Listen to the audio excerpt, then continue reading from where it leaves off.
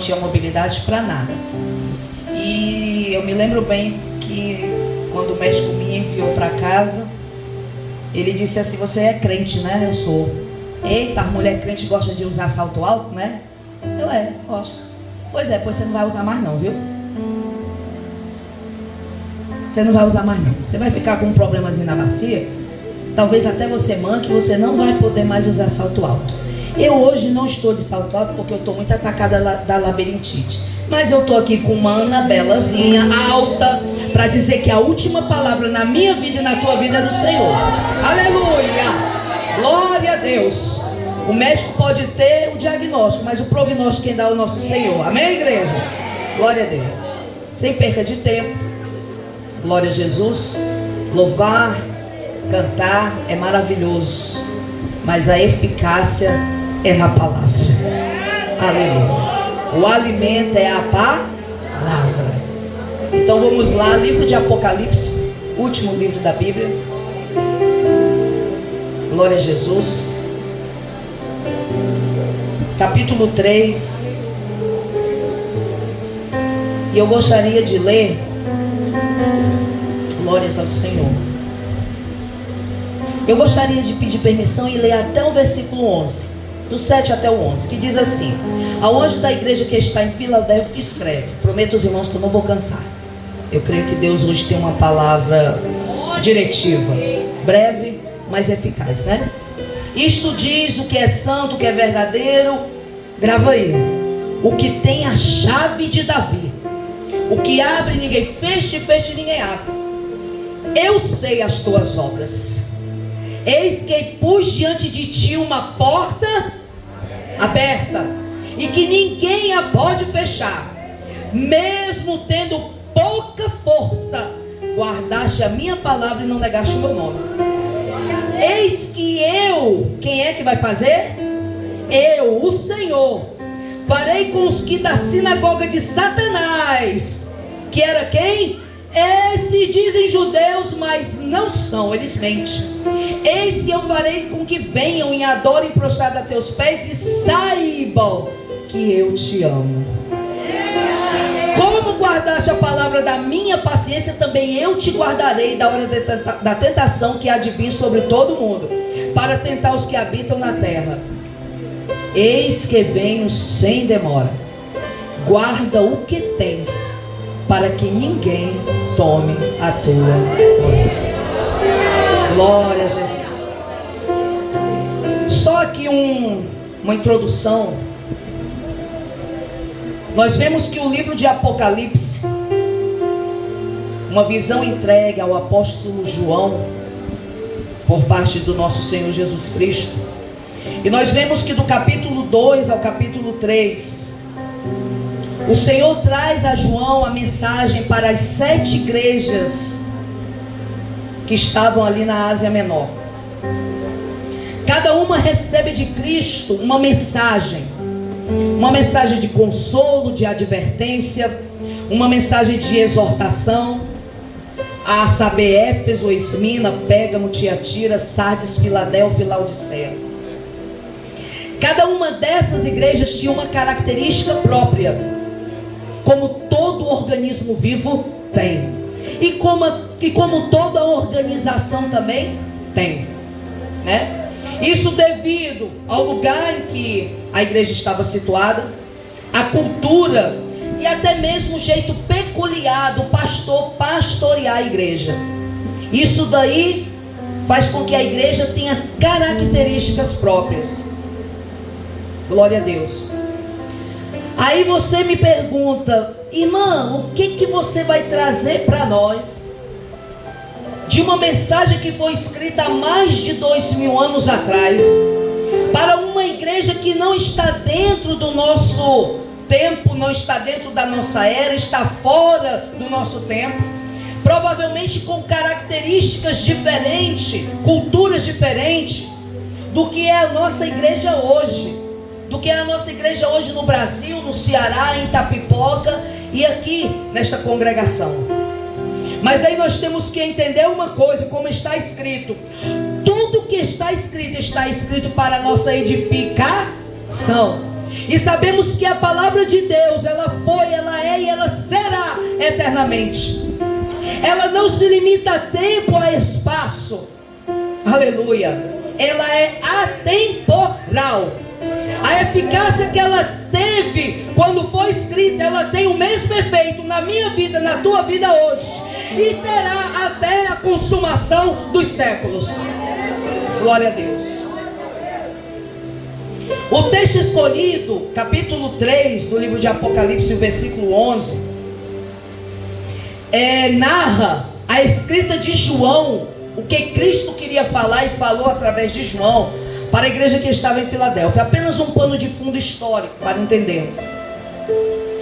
Filadélfia, a cidade de Filadélfia, portanto também a igreja, né?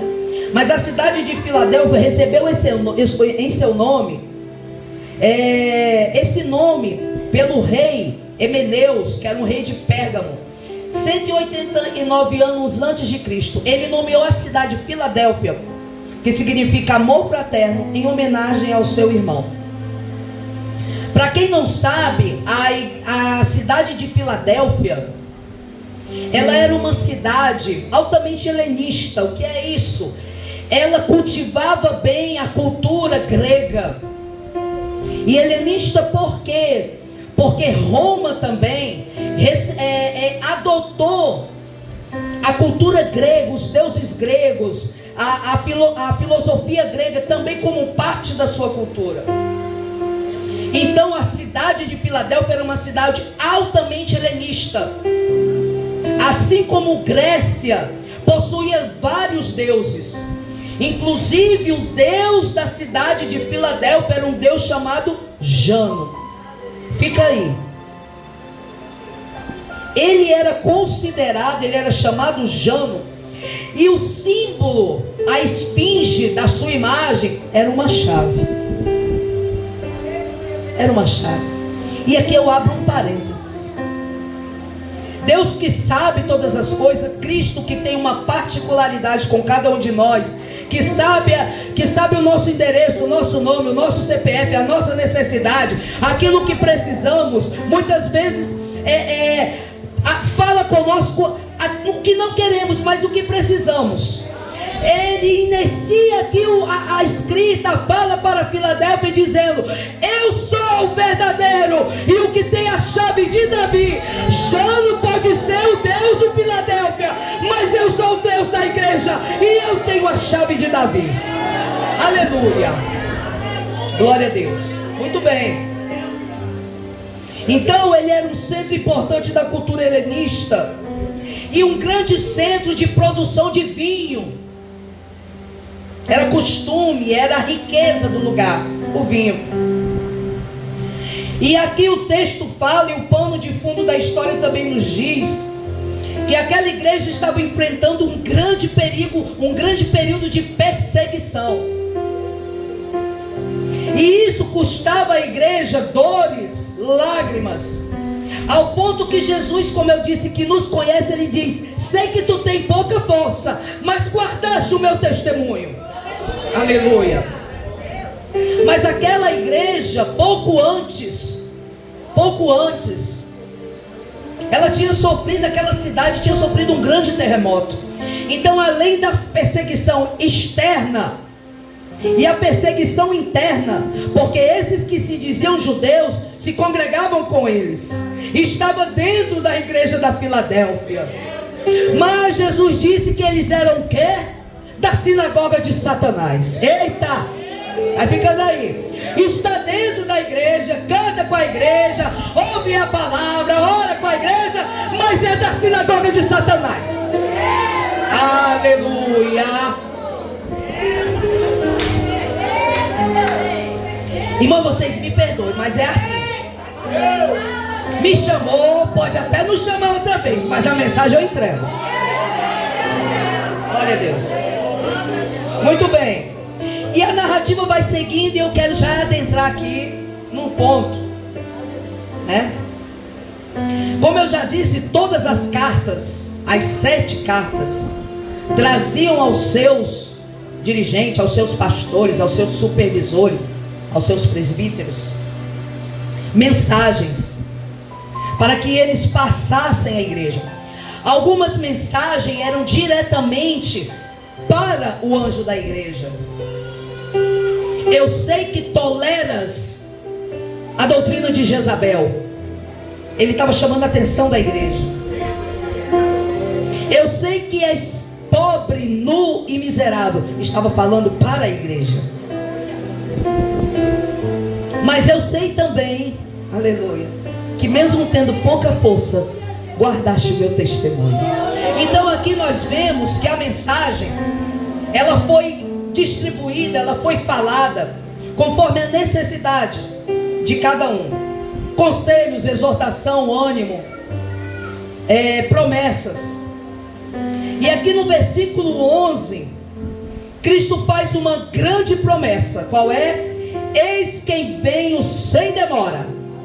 Porém no mesmo versículo ele dá um ultimato: guarda o que tu tens.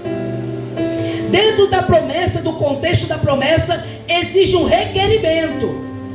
Ele não está dizendo assim: eu vou guardar o que tu tem, não. Não.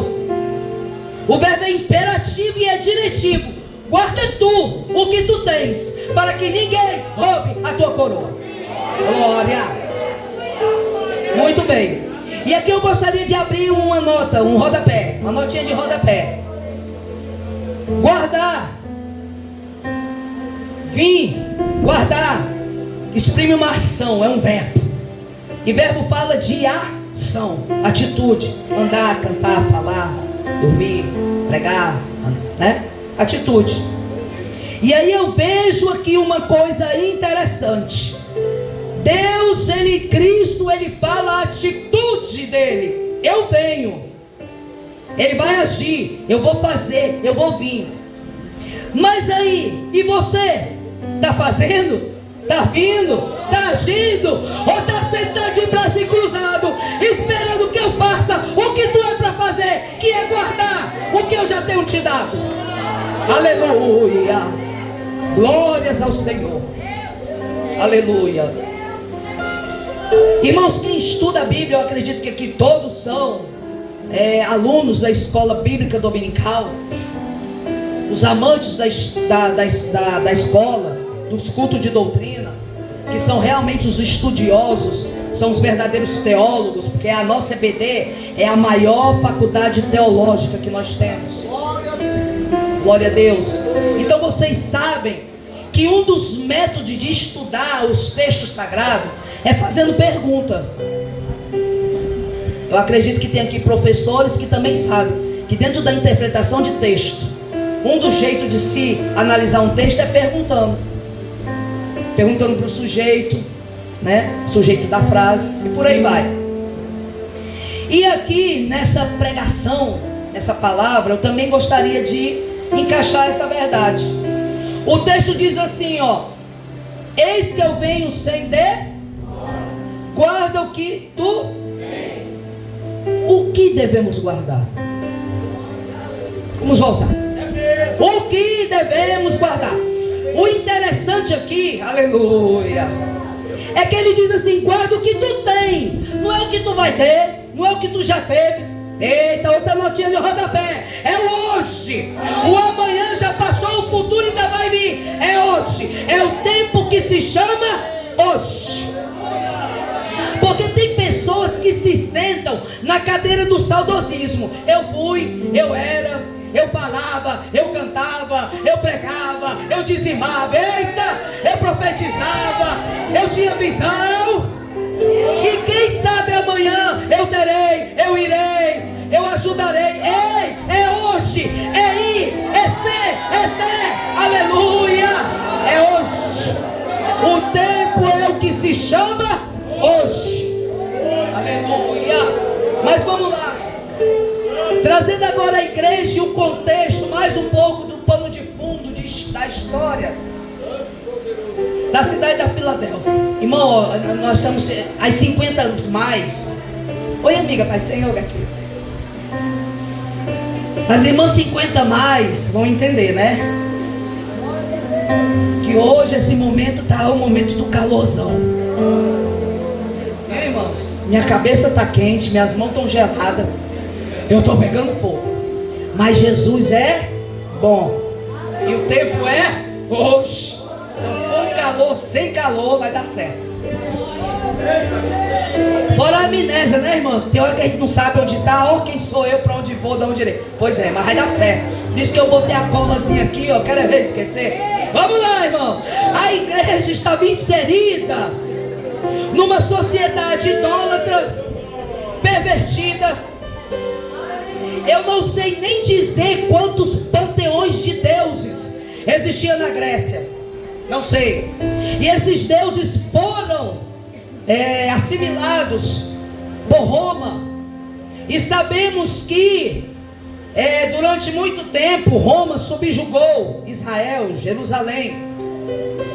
Então a igreja de Filadélfia se via cercada pela idolatria, pela filosofia, ora ateísta, ora espírita, ora filosófica, dos deuses da Grécia. E a igreja também se via perseguida, acuada por aqueles que se diziam judeus, porém eram mensageiros de Satanás no meio da igreja. Esse era o cenário em que a igreja de Filadélfia estava. E isso, como eu disse, causava dores, porque as batalhas que ela travava para se manter, aleluia, crente, firme, animada, inspirada, ativa, não era pouco o esforço que a igreja empreendia. Mas nós vemos que o anjo diz: eu sei as tuas obras, eu que sou o santo verdadeiro, eu conheço as tuas obras, que mesmo tendo pouca força, aleluia, não pela negligência, não pela desobediência, mas pelos embates espirituais que tu trava para ser fiel a mim, eu sei as tuas obras, aleluia. E não é diferente do nosso dia, dos nossos dias.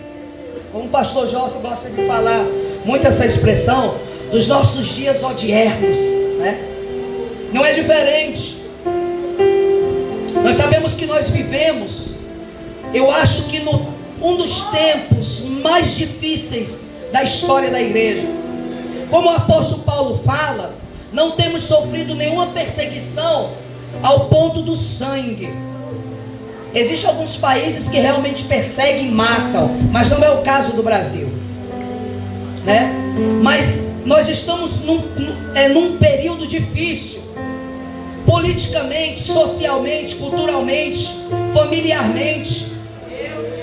Estamos vivendo numa sociedade que mais do que nunca jaz no maligno. E aí é onde está, é onde o versículo se encaixa. Aleluia. Aqui está o grande desafio de guardar o que já temos recebido diante de um cenário tão caótico, tão difícil, tão conturbado. Aleluia. Como que nós estamos vivendo. Mas nós temos aqui outra coisa maravilhosa a se aprender. Antes de falar um pouco desse cenário e o que ele pode, em que ele pode ser prejudicial às nossas vidas, eu quero dizer uma coisa que está aqui no versículo 8. Quando Jesus diz que eu sou o verdadeiro, que tem a chave de Davi. Ai, irmão, a chave de Davi.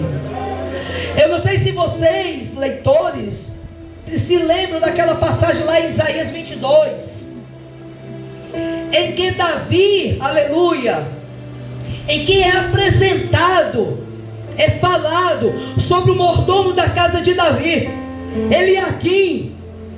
Ele era o que tinha a chave da despensa, era ele que mantinha a mordomia da casa de Davi.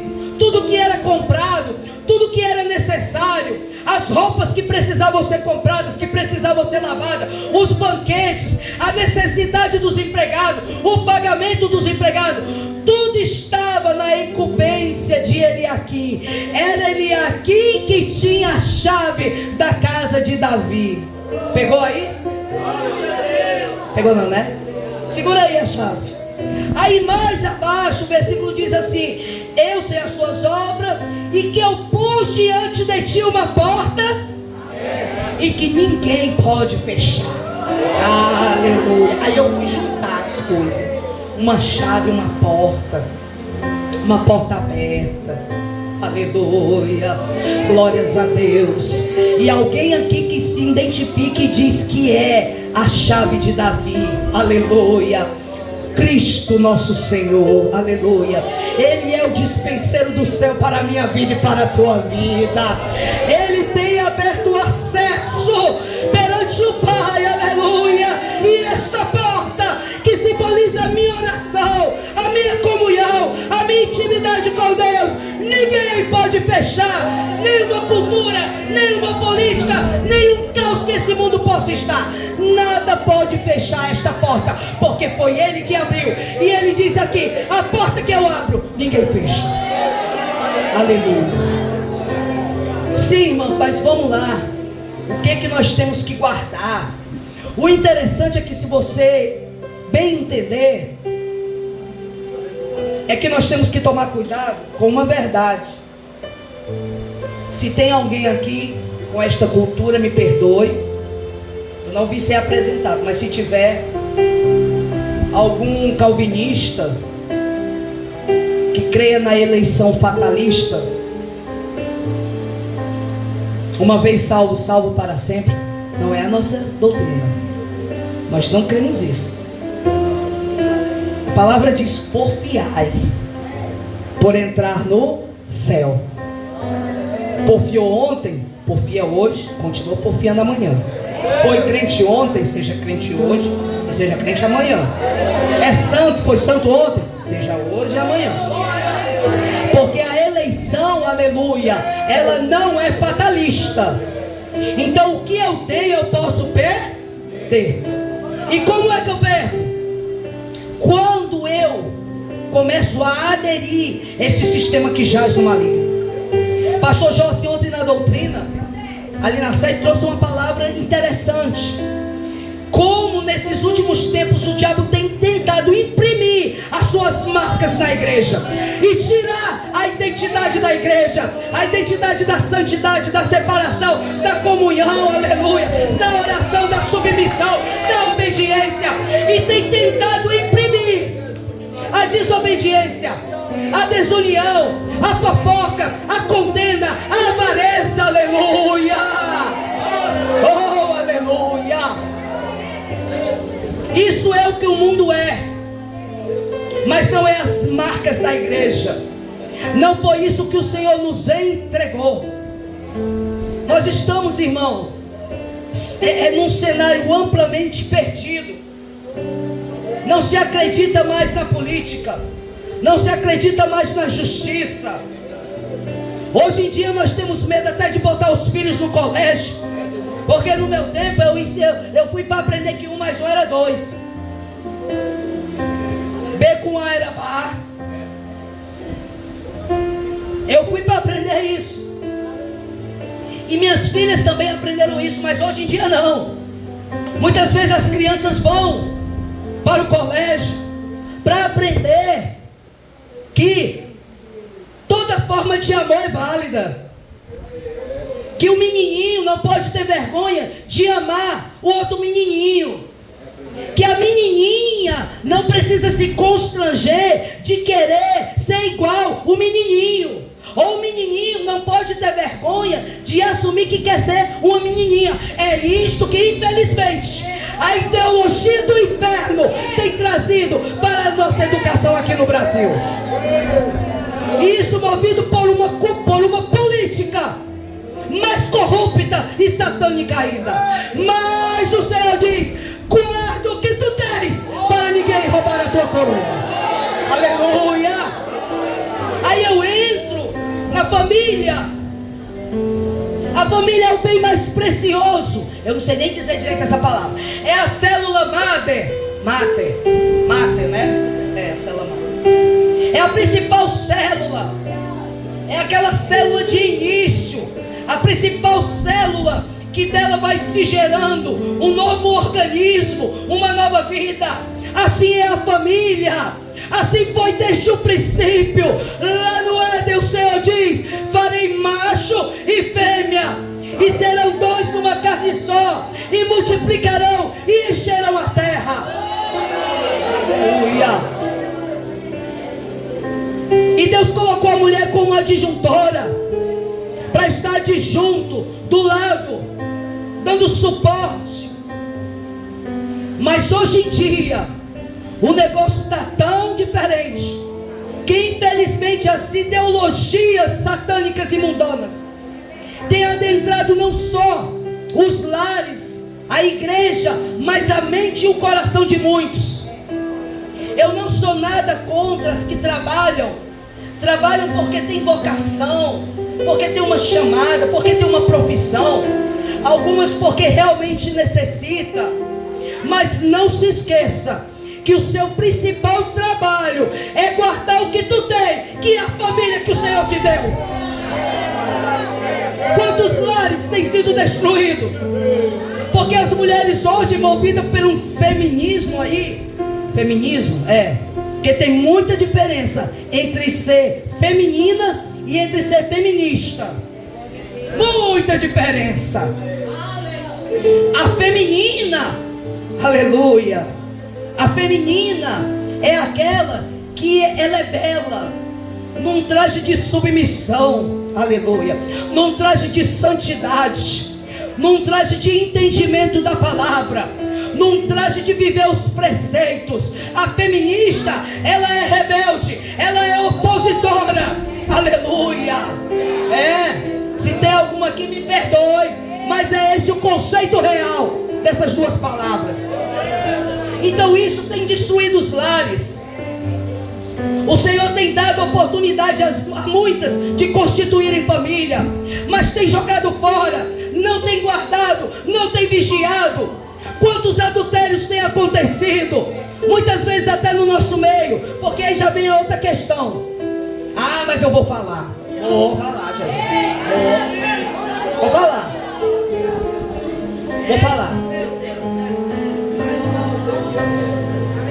Muitos lares têm sido destruídos, porque o diabo, ele conseguiu mais uma vez criar um ardil, um laço, num dos pontos mais fracos da humanidade, que é a vaidade. Aleluia.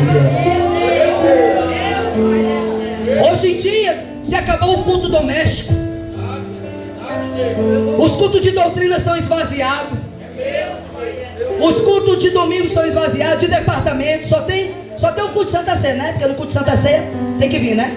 Para dizer que é crente, para bater o ponto, né? Para o pastor dizer, o pastor vê que ainda está vivo. Aí no culto de Santa Ceia vem, uma vez por mês. Mas o culto ao corpo, aí é todo dia. Aí não pode faltar, né? É 5 horas da manhã caminhando. Eita, é correndo.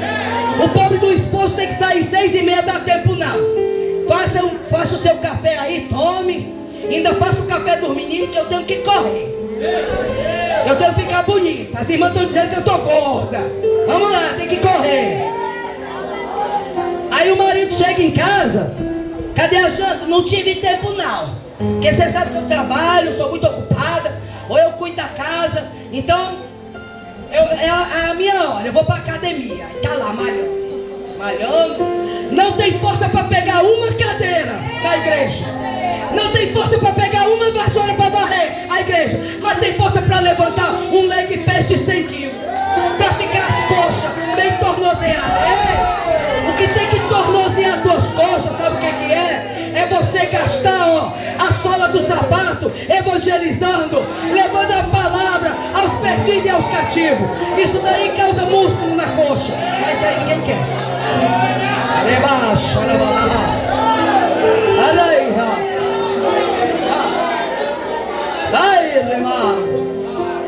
aí ninguém quer. Foi levantada uma pesquisa no nosso meio. 60%, quase 70% dos adultérios praticados no meio dos crentes, quase 70% tem Aleluia. Mas sabe por quê? É porque a carne ela não coaduna com o Espírito. Aleluia. A carne ela não coaduna com o Espírito. Aleluia. E aí a Bíblia diz que as coisas espirituais, elas são discernidas pelos espirituais. Aí quando você já está tão ligado na carnalidade de ser a bonitona, a bem feitona, o homem ser um bombadão, né? Porque a gente fala muito da mulher, mas tem homens por aí crentes que faz vergonha. Faz vergonha. Se der um espirro, a calça estoura de tão apertadinha para marcar os músculos. Se levantar o braço, rasga a blusa, que é tão apertado para mostrar o músculo, o bíceps, tríceps, sei lá. É desse jeito. Então essa palavra não é só para as mulheres, não, é para os homens também. Aleluia. Porque numa situação dessa, sabe o que acontece? É a Eva. É a Eva não fazendo o seu papel de adjuntora, passeando lá no jardim, olhando a árvore que não podia comer, e um boca aberta do Adão, sem botar ordem na casa dele. Mas eu disse que eu ia falar e eu vou falar. Aleluia. Não tem guardado o que o Senhor tem te dado. O homem é ser o cabeça da casa, a mulher é ser a disjuntora. O teu papel é educar os teus filhos, é ser uma mulher de oração, é ter compromisso com a obra. E o do marido é ser o sacerdote do lar, é ter o pulso da tua casa, é saber onde teus filhos vão, é saber orientar o teu lar, fazer um culto doméstico, trazer a tua casa aos pés da oração e da adoração. Aí depois, ei, o que foi que Jesus disse? Eu venho e você faz o quê? Guarda. Ele não disse assim, eu vou guardar, não.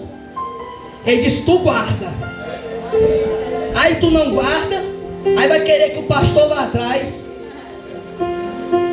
Não soube educar os filhos, não soube guardar, aleluia, a tua casa, não teve disciplina, não teve autoridade. Aí quer que o pastor vá lá trazer um menino que está desviado, um marido que não quer vir para a igreja, a mulher que não quer vir para a igreja. Não, ei, é tu que tem que guardar. Ele deu a ti, não foi o pastor não. O pastor já tem as coisas dele que ele tem que guardar também. Família, lá, o ministério. Então isso é a verdade. Eita, que agora eu não posso. E aí nós vamos encerrar já aqui. Vamos encerrar. Glória a Deus. Então, nós vemos essas tragédias que tem assolado a igreja. Infelizmente, irmão, muitos não têm guardado. Como eu disse aqui, guardado o quê? Guardado o senso de justiça, guardado a fidelidade. A irmã dizendo, né, que o inimigo se levantou. Eu não sei se levantou fora ou foi dentro. Pois é. Mas se levanta dentro, se levanta. Não disse aqui? Que os que diziam ser judeu não era da sinagoga de Satanás. Hein? Irmã, vem. Sabe por quê? Bem rapidinho. Olha, quando Deus tirou, eu não fico sem o óculos, está embaçando porque eu estou quente. Se eu tirar eu não enxergo nada. Meu Deus do céu. Quando o povo de Israel saiu lá do Egito, vocês sabiam que não saiu só israelita, não? Não saiu só israelita, não. A Bíblia fala que saiu no meio do povo, um povo que Deus chamou. Algumas tem 3 traduções diferentes: populacho, vulgo e estrangeiro. No meio de Israel, quando Israel saiu do Egito, esse povo saiu com eles também. Alguns eram vizinhos que achavam que aquele Deus ia trazer uma sorte diferente para Israel, e eles queriam usufruir disso. Outros eram realmente egípcios que se casaram com as mulheres hebreias, ou então os homens hebreus que se casaram com as egípcias. Quando o povo chegou, aleluia, olha aí, aleluia. Quando o povo começou a murmurar, porque não tinha comida, não tinha água, não foi o povo hebreu que murmurou, não. Foi o populacho. Sabe por quê? Porque populacho está no meio do povo de Deus, mas ele não é povo de Deus. O populacho, ele não tem comunhão com Deus. Ele não conhecia o Deus de Abraão, de Isaac e de Jacó.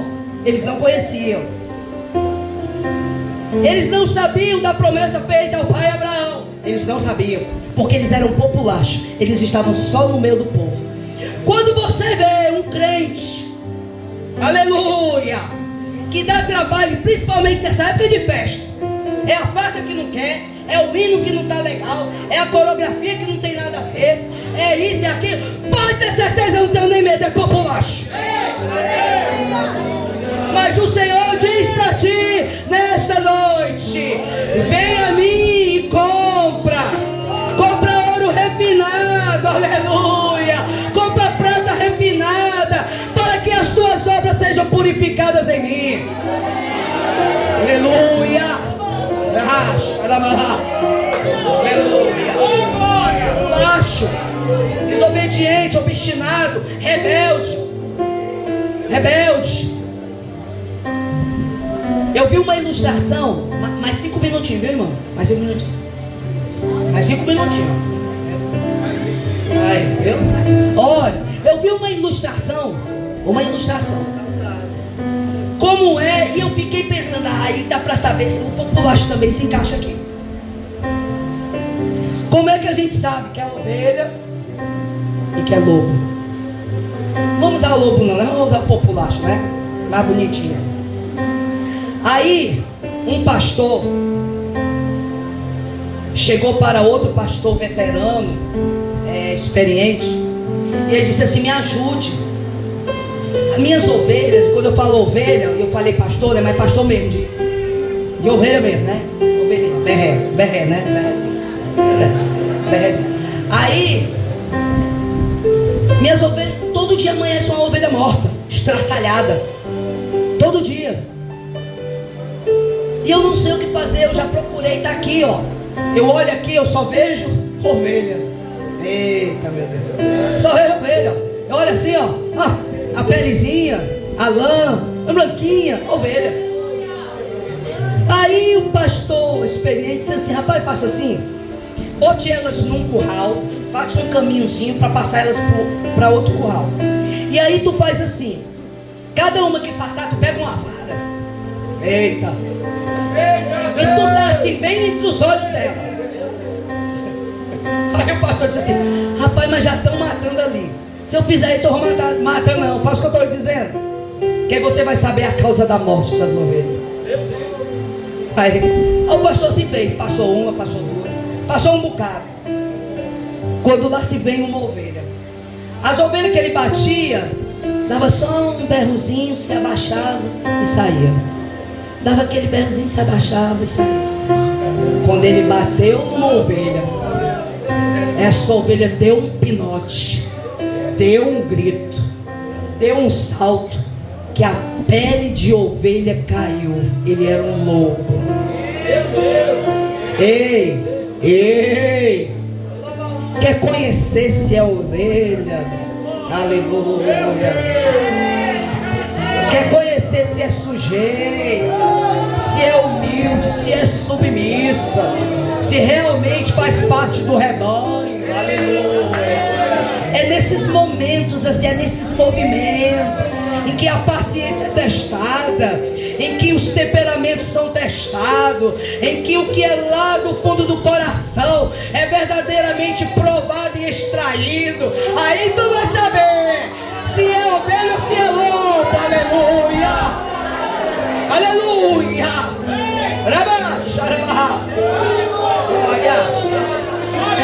Mas vamos voltar aqui para a nossa mensagem para a gente concluir. Glória a Deus. Irmão, nunca se viu um tempo tão difícil como no meio da igreja. E aí quando eu falo justamente dessa questão, a falta de temor, a falta de respeito pelas lideranças, a falta de comprometimento. E agora eu vou até mesmo para os líderes. Me perdoem os líderes que estão à minha frente e à minha retaguarda.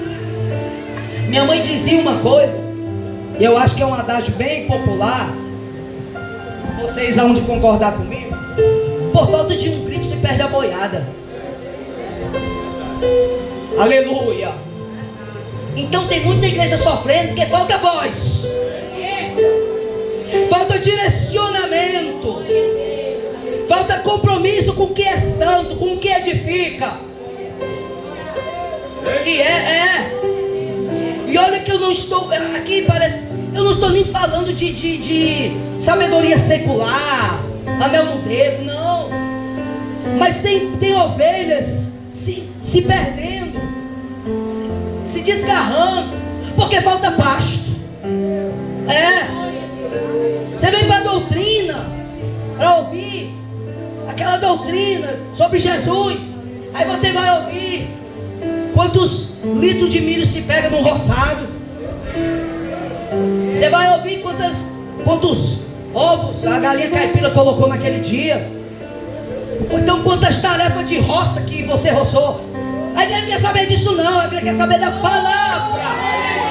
Então tem faltado, aleluia, tem faltado infelizmente na vida de alguns líderes a palavra para conduzir o povo, para alimentar o povo, para dar ânimo ao povo, para dar norte ao povo.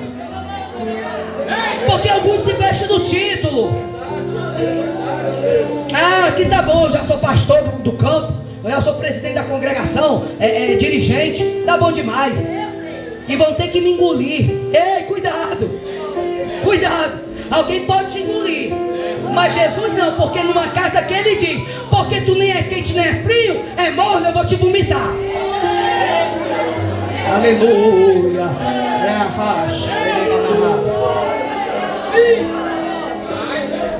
Então aqui para nós encerrarmos, guarda o que tu tens. O que tu tens, eu já falei aqui de família, eu falei do lar, do compromisso, da fidelidade, da obediência. É fácil? Não é. Hoje em dia, irmão, se você quiser dar uma palmada do menino, o menino olha para você e diz assim: vou dizer para minha tia, ela vai te denunciar para o conselho tutelar. Não é assim? É desse jeito. É desse jeito. Hoje em dia o negócio está tão fácil que os problemas conjugais, no meu tempo, eu não aceitei Jesus, eu digo isso porque eu novinha, irmãs. Quando eu aceitei Jesus, eu tinha 17 anos. Casei com 17 anos. E eu com 17 anos, eu estava no meio das consagrações, do círculo de oração, as irmãs tudo velhinhas, só eu bem novinha. Com 18 anos, eu já estava regendo o conjunto de senhora. Eu já era uma das dirigentes de consagração. Então eu vi muita coisa. Antigamente as mulheres resolviam seus problemas, os homens, no jejum, na oração. Hoje olhou feio, não deu certo, vamos se separar. É divórcio, divórcio por cima de divórcio. E não tem problema não, porque o divórcio me dá direito a casar. Então caso de novo, não deu certo, caso de novo, não deu certo, caso de novo. E assim eu vou. É assim que a banda está tocando, infelizmente. Mas nós temos que guardar aquilo que o Senhor nos deu. E não há desculpa, irmão, para o fracasso. Não há desculpa.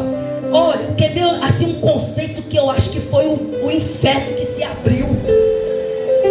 E o Satanás, ele deu ordem a todos os anjos dele para trazer para a terra esse conceito, e principalmente por meio dos crentes.